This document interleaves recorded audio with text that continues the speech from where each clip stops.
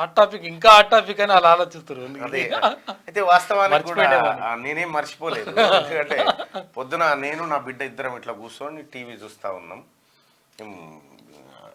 మా బిడ్డ ఎన్నడలేని వచ్చి కుర్చీలో కూర్చొని చూస్తూ ఉంది మార్నింగ్ టైంలో. సరే, ఏదేమైనప్పటికి కూడా నిన్న కల్వకుంట్ల కవితని సారాదందా కేసులో అరెస్టు చేయడం జరిగింది. ఎన్ఐఏ చెప్తున్నటువంటి మాట ప్రకారం అసలు ఏంది సారాదంద, ఏంది ఈ వ్యవహారం, ఏంది దీని వెనకాల ఉన్న మతలాబ్ ఏంది, ఒక్క 5 నిమిషాలు మాట్లాడుకుందాం. కేసీఆర్ ఎలక్షన్ ర్యాలీ దగ్గర నుంచి అంటే 2014 నుంచి మనం ఒక టాపిక్ తీసుకొని రావాలి. ఏమంటాడు కేసీఆర్ అంటే, అవినీతికి పాల్పడితే నా బిడ్డనైనా నా కుటుంబ సభ్యులనైనా జైలుకే పంపిస్తా తప్ప ఎట్టి పరిస్థితుల్లో ఉపేక్షించను అనేటువంటి మాట చెప్పిండు కేసీఆర్. ఆ తర్వాత పరిణామాలు మీ అందరికీ తెలుసు. రెంటెడ్ ఇంట్లో బతుకుతున్నటువంటి కల్వకుంట్ల కవిత దర్జాగా బంజారాయిల్స్లో 1 ఎకరం జాగాలో ఇల్లు, వేల కోట్ల రూపాయల ఆస్తులు పోగేసి అయ్యే అధికారాన్ని అడ్డం పెట్టుకొని అనేక దందాలలో ఏలుబెట్టింది. తర్వాత అనేక సందర్భాల్లో కేసీఆర్ కూడా, కేటీ రామారావు కూడా అన్నాడు. కేసీఆర్ అన్న మాటల కానించే తీసుకోవాలి మనం వాస్తవానికి కూడా. ఎందుకంటే నిన్న టీఆర్ఎస్ పార్టీ నాయకులు చాలామంది మోడీ డౌన్ డౌన్ కాదు, కేసీఆర్ డౌన్ డౌన్ అంటే అసలు లెక్క. విషయం ఏంటంటే, నిన్న కవితను అరెస్ట్ చేసిరు. కవితను ఇగో తప్పకుండా నేను శాసనసభకు హామీ ఇస్తా ఉన్నా అధ్యక్ష, పెద్దలందరికీ హామీ ఇస్తా ఉన్నా, రాజకీయ అవినీతికి పాల్పడే వాళ్ళు నా కుటుంబ సభ్యులైనా సరే జైలుకు పంపిస్తే తప్ప క్షమించాలని కూడా ఈ సందర్భంగా మనవి చేస్తా ఉన్నా అధ్యక్ష.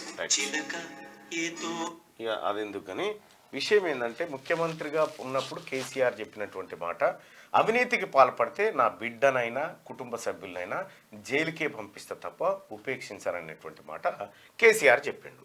సో దాని కొనసాగింపుగా కేటీ రామారావు గారు కూడా ఇక్కడ ఒక మంచి అలవాటు అదేంటంటే అడ్డంగా దొరికిపోవడం, దొరికిపోయిన తర్వాత మిద్దులెక్కి అరవడం, బుకాయించడం. నేరమే జరగకపోతే, తప్పే చేసి ఉండకపోతే ఇంత భయం ఎందుకండి?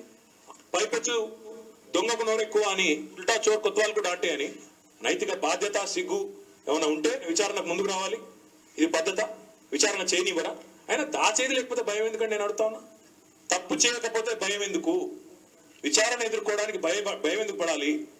కోర్టుకి ఎందుకు వెళ్ళాలి అంటే ఆలోచించవలసిన అవసరం ఉంది. ఒకవేళ తప్పేం లేకపోతే క్లీన్ చిట్ కూడా ఇస్తాం, భయపడాల్సిన. అదే ఇప్పుడు ఈ మాటలు వాళ్ళ నాయన మాటలు. తర్వాత ఈడీ లిక్కర్ కుంభకోణానికి సంబంధించి ఈడీ ఢిల్లీ మెట్రోపాలిటన్ సిటీలో, ఢిల్లీ రాష్ట్రంలో, కేంద్రపాలిత ప్రాంతంలో లిక్కర్ పాలసీకి సంబంధించినటువంటి వ్యవహారంలో సౌత్ గ్రూప్ పేరుతోటి కవిత నాయకత్వం వహించి అరుణ్ రామచంద్ర పిల్లయ్యతో పాటు మరికొంతమంది గ్యాంగ్ ఏర్పాటు చేసి ఢిల్లీలో ఉన్నటువంటి మద్యం షాపుల్లో 668 దాదాపుగా మద్యం షాపులను ఈమె గ్యాంగ్ దక్కించుకుంది. దానికోసం ఆ పాలసీలో ఈమె దక్కడం కోసం ఆమ్ ఆద్మీ పార్టీకి 100 కోట్ల రూపాయలు ముడుపులు ఇచ్చినట్టుగా ఇది ప్రధాన ఆరోపణ. ఇక ఆ తర్వాత ఈడీ అనేక సార్లు సిబిఐ కూడా విచారణకు పిలిస్తే మీకు 2-3 సార్లు విచారణకు పోయింది. ఏది మన అప్పుడే కదా, ఏది సెల్ ఫోన్లను గుండ్రాల మీద వేసి గుద్ది పలగొట్టి తీసుకపోయి ఇచ్చింది అని అదే కదా ఆరోపణ అదంతా. అయితే నిన్న కూడా ఒక 16 ఫోన్లు స్వాధీనం చేసుకున్నారంట. ఆ తర్వాత నిన్న అరెస్ట్ చేస్తున్నటువంటి క్రమంలో ఆమెను విచారణ 4 గంటల పాటు చేసి అనంతరం ఆమెను ఢిల్లీకి తరలించారు. ఢిల్లీకి తరలించేటువంటి నవ్వుకుంటూ పోతా ఉంది. ఇక్కడ ఉన్నటువంటి టీఆర్ఎస్ పార్టీ కార్యకర్తలకు కొద్దిగా బుద్ధి ఉండాలి. ఆమె ఏమైనా బాధపడితేనే మీరు బాధపడాలి. ఆమె నవ్వుతోటి ఉంటే ఎంత సంబరంగా ఉండాలి, మనం ఇంకా సంతోషంగా ఉండాలి కదా. అక్క కళ్ళల్లోనే ఆనందం ఉన్న తర్వాత ఇక తమ్ముళ్ళు మీరు ఏడ్చి పొడబొబ్బలు పెడితే ఏమొస్తుంది? అక్క ఎంత సంతోషంగా ఉంది చూడు, అది వాళ్ళ బావ హరీష్ రావు ఇంకా పోదేమరా అన్నట్టుగా, ఇక తీసుకపోరేమరా నాయన అన్నట్టుగా. మీకు ఇగో కేటీ రామారావు అన్న బావ ఈ అప్పగింతల కార్యక్రమం జరుగుతూ ఉందన్నట్టు. ఇక్కడ నిన్న జరిగింది అదే. మనం ఊర్లో ఏది పెళ్లి చేస్తే కనుక సాయంత్రం పూట అత్తగారింటికి జాగా తోలుతాం చూడు, గట్ల అనిపిస్తుంది అన్నట్టు. ఇగో గిట్లా ఈ రకంగా సాగనంపుడు అప్పగింతల కార్యక్రమం అయింది. అయిపోయిన తర్వాత బీఆర్ఎస్ పార్టీ కార్యకర్తలు కొంత ఏదో హడావిడి చేసి అడ్డుకోవాలి, అదేదో ఏదో చిన్న ప్రయత్నం అయితే చేశారు. అంటే సహజంగా చేయాలి కూడా, అది చేయకపోతే కూడా మళ్ళా ఎవడు పట్టించుకుంటలేడు. విషయం ఏంటంటే హైదరాబాద్ లో ఉన్నటువంటి జిహెచ్ఎంసీ పరిధిలో ఉన్నటువంటి టీఆర్ఎస్ ఎమ్మెల్యేలు కానీ కార్పొరేటర్లు కానీ ఎవడు పోయి తొంగి చూసిన పాపాన నిన్న, ఎవడు పోయి తొంగి చూసిన పాపానే పోలే. ఇక నిన్న ఇక్కడ ఉన్నటువంటి మంది మార్బలం మందని చూస్తూ ఉంటే ఆమెకు పులకింతగా ఉంటుండే గతంలో. ఇగో ఎయిర్పోర్ట్లకి ఏం పట్టుకపోతుంటే చూడరి చెల్లె పరిస్థితి ఎంత గమ్య గోచరం అంటే, అయ్యో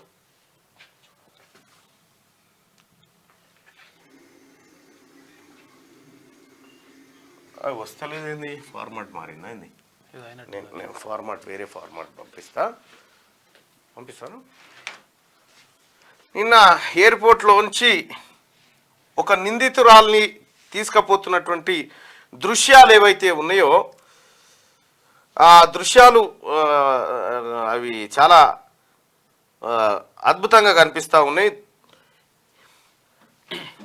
కానీ ఏ మాత్రం అదురు బెదురు లేకుండా దిగ్విజయంగా ఆమె ఏం పెడతావు అన్న అంతే. తెచ్చేవాడు దొరికే అది అబద్ధమా, నిజం కాదా? ఆ దొంగతనంలో నీ పాత్ర లేదా? నీ వాయిస్ రికార్డ్ లేదా? ఉన్నదా లేదా? ఉన్నాయని ఎత్తుకొని పోతున్నారు. మీరు గతంలో వచ్చిన డైలాగులు మీకే సూట్ అవుతా ఉన్నాయి కేసీఆర్ గారు. ఇగో ఎయిర్పోర్ట్లకి ఏం తీసుకపోతుంటే చూడ పరిస్థితి, దొంగని తీసుకపోతురు, దొంగని తీసుకపోయి అగో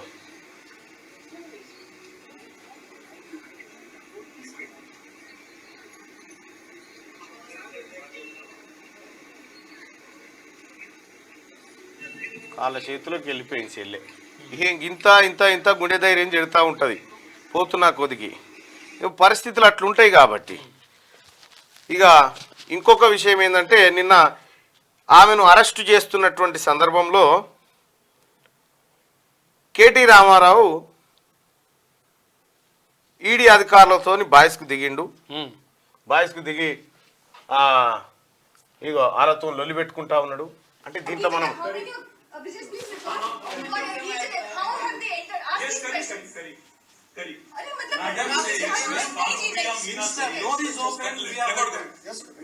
Madam Bhanupriya Meena says, search is over and arrest warrant is produced, and now she says, hold on, and now she says we can't come in, family cannot come in, and she also says that she has no transit warrant, she cannot produce before. Right. ఇక్కడ KT Ramarao గారు అక్కడ ఆమెను arrest warrant ఇచ్చిన సందర్భంలో అయితే వాస్తవానికి ED ఆ వ్యవహారం అంతా జరుగుతున్న సందర్భంలో ఎవరిని కూడా లోపలికి అలౌ చేయరు. దౌర్జన్యంగా లోపలికి ఎంటర్ అయిపోయాడు కేటీ రామారావు. ఎంటర్ అయిపోయి ఆ ఈడీ అధికారుల మీద కొద్దిగా దురుసుగా ప్రవర్తించి ఆయన జర ఏదో చెప్పబోయిండు. అయితే దాన్ని వీడియో రికార్డ్ చేయించారు. అయితే ఏంటంటే ట్రాన్సిట్ ఆర్డర్ ఉండాలి, ఆ ఆర్డర్ ఉంటేనే ఈమెను అరెస్ట్ చేయాలి, లేకపోతే లేదు. అంటే కేటీ రామారావు ఏం చెప్తుంటే తెచ్చుకుంటే అన్ని తెచ్చుకోవాలి కానీ మళ్ళీ బెయిల్ వస్తే ఎట్లా మంచిగా పకడ్బందీగా తీసుకుపోయి గట్టిగా అంటుండు, పకడ్బందీగా తీసుకుపోయి అనే ఆయన దాని అర్థం అదే. అంతే. ఇప్పుడు ఏదో ఈయన అడ్డుకుంటుండు ఈడీని ఏం అడ్డుకోలేడు ఈయన. కానీ సగం కాయిదాలతో ఎందుకు వచ్చారు, సగం కాయిదాలతో ఎందుకు వచ్చారు, మొత్తం దిగపోయారు, చెల్లె బాగానే గుంజిందిడా అని చెప్పి ఆ కార్యక్రమం. ఏ కాయిదం లేకుండా మమ్మల్ని అరెస్ట్ చేస్తావు. ఇక కేటీ రామారావు ఇట్లుంటే ఇంకొక వీడియో ఉంటుందా, ఆయన పేరు ప్రశాంత్ రెడ్డి ఎవరు అడ్డుకోరు సార్, మీరు తీసుకపోవచ్చు అని చెప్తున్నాడు. నాకు అర్థం కాలే, మిమ్మల్ని ఎవరు అడ్డుకోరు, ఫుల్ డాక్యుమెంట్స్ లేకుంటే ఎట్లా వస్తారనేది ఒక ప్రధానమైనటువంటి బాధ వాళ్ళలో కనిపిస్తూ ఉంది. కానీ నేను మొన్ననే చెప్పిన, కేసీఆర్ నీ బిడ్డ కూడా ఏడ్చే రోజు వస్తుంది, నువ్వు చాలా మంది బిడ్డలు ఏడిపించినావు కదా, నీ బిడ్డ కూడా ఏడ్చే రోజు వస్తుందని మొన్ననే చెప్పిన. ఆ వీడియో చూడరు ఒకసారి. బిడ్డలు ఏడవకపోతే నిన్ను పట్టించుకోకపోదు వాస్తవాన్ని కూడా. నా బిడ్డల కళ్ళలకే నీళ్లు చూపించిన బిడ్డ, నీ బిడ్డ కూడా ఏడుస్తుంది ఒక రోజు. బిడ్డలే కాదు పెద్దమ్మను కూడా అందరినీ. ఈ రకంగా నువ్వు చేసిన పాపం, ఎస్ నువ్వు చేసినటువంటి నేరం, నువ్వు చేసినటువంటి మోసం అంతా నీకే చుట్టుకుంటుంది కేసీఆర్. నువ్వు ఏమనుకుంటున్నావు అంటే నేను అన్నిటినీ జయిస్తా, అన్నీ నాకు అనుకూలంగా జరుగుతాయని నువ్వు భ్రమపడ్డావు బిడ్డ. నీ భ్రమలన్నీ తొలగిపోయినాయి. అయితే నేను ఈ అరెస్టును నమ్ముతానా అంటే మరి నేను నమ్మనయా. ఈ అరెస్టు ఎందుకు జరిగింది, ఏం కథ అనేది అది మళ్ళీ మాట్లాడుకొని చెప్పుకోవాల్సిందే మనం. ఈ అరెస్టు వెనకాల ఎవరుంటారు, ఈ అరెస్టు కథ ఏంది, ఇంత శీఘ్రంగా వేగంగా ఎందుకు. ఎక్కడనో చూసిందన్నా నేను, ఈమె ఏది మేము ఎవరం అడ్డురాము అని చెప్పి అని అంటాడు. ఎవరు ఈయన, ఎవరు కేసీఆర్ అంటాడా? ప్రశాంత్ రెడ్డి బయట గేట్ కాడ ఓకే ఓకే ఆ సూడు ఉంటుంది. Okay right. మేము ఎవ్వరం అడ్డురాము, మీరు పని ఏసీపీ గారు మీరు తీసుకపోవచ్చు. మేము ఎవ్వరం అడ్డురాము sir, please welcome. Sharath sir వచ్చిండు. అయితే ప్రశాంత్ రెడ్డి గారు మన మాజీ మంత్రి గారు ఆయన ఏమంటాడంటే మేము ఎవరం అడ్డురాము, మీరు జాగ్రత్తగా తీసుకోకండి అని చెప్తా ఉన్నాడు సార్. మరి వీళ్ళకి కూడా ఎందుకు వచ్చింది. ఇంకొకటి రెండోది ఏంటంటే కేటీ రామారావు గారు ఆ ఈడీ ఆఫీసర్లతోటి ఆయనతో పెట్టుకుంటా మీరు అన్ని పత్రాలు దేక సగం ఎందుకు తెస్తారు, మీరు వేసుకపోతే గట్టి వేసుకపోవాలి అనేటువంటి విధానంలో ఇంకా తీసుకపోరేమన్నా నాయన ఎంతసేపు నిలబడాలని హరీష్ రావు గారు. ఆమె పాపం కల్వకుంట్ల కవిత గారు, ఆమెకు లేని బాధ, ఎంత సంతోషంగా, ఎంత హ్యాపీగా, చాలా హ్యాపీగా, ఎంత నవ్వుకుంటూ, తల్లిగారింటికి పోతున్నట్టు పోతుంది. ఎక్కడి తల్లి గారి కథ, ఎక్కడి లెక్క, ఎంత హ్యాపీగా తన నిజంగా కల్వకుంట్ల కవిత గారికి హ్యాట్సప్ చెప్పాలి. ఎందుకంటే ఆమెకే వచ్చింది అవకాశం, నిరూపించుకునే అవకాశం.